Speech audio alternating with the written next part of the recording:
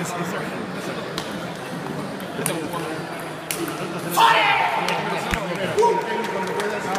sabes acelerar, entonces te chupas más fácil. Porque él tiene ritmo de velocidad y tiene que estar un cuadro de velocidad superior a la... Aguante igual. No, pero si juegas por la presión y dices que quieres meterle, te cae un punto como rosquillas. Ya te digo que no lo hagas. Para aguantarte hasta que te den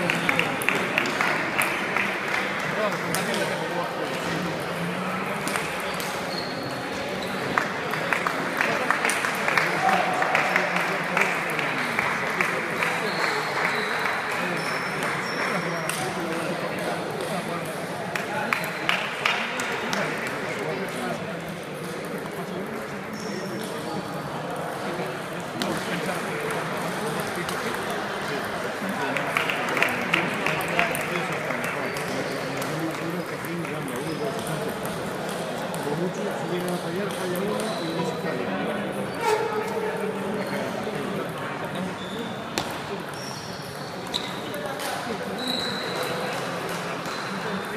Otro ejemplo del furgo que mete el tasque es limpio.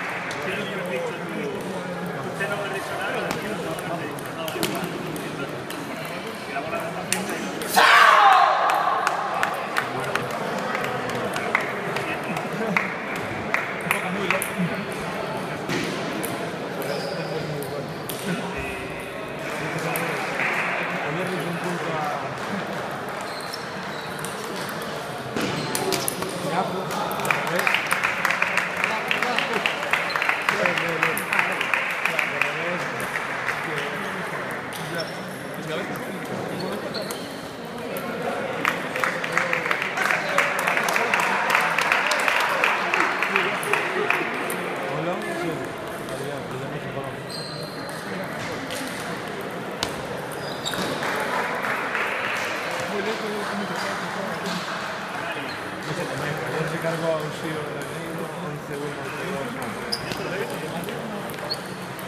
Sin embargo, Nacho de...